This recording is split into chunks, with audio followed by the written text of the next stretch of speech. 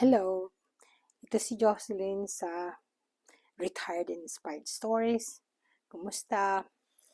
Ang topic po natin ngayon ay tungkol sa dahilan kung bakit tayo nag-retired at saka ilang taon ba tayo pwedeng huminto sa pagtatrabaho. Um, Last week, may dalawa kaming kaibigan na nakausap. Uh, Sabi sa akin ng isa, nag-retire daw siya 70 years old.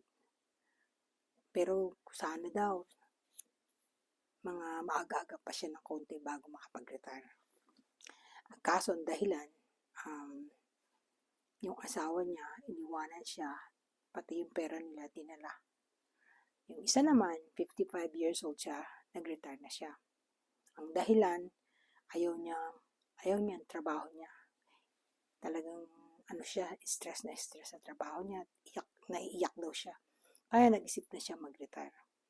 Pareho silang dalawa dito sa California nag-retire. Tapos ako, 61 years old and a half.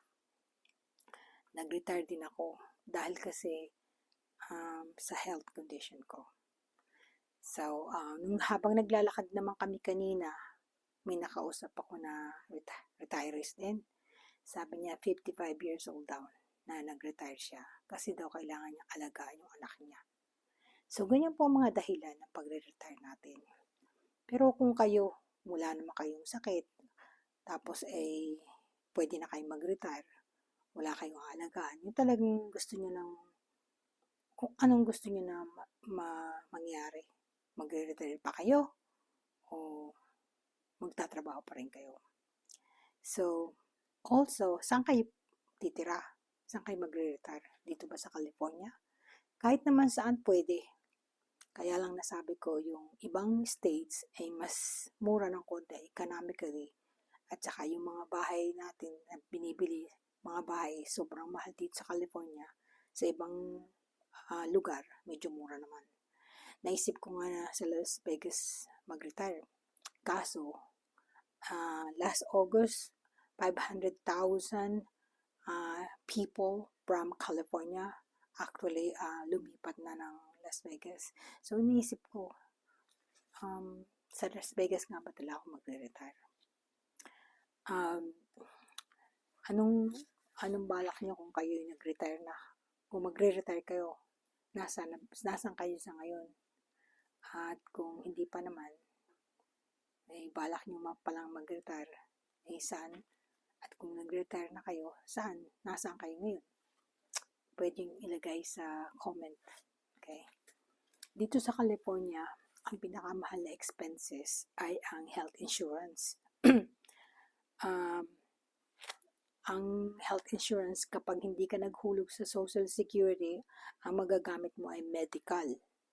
Yun ang tawag sa health insurance. Pag naman naghulog ka sa Social Security, pag naging 65 years old ka na at pataas, ang magiging health insurance mo ay Medicare.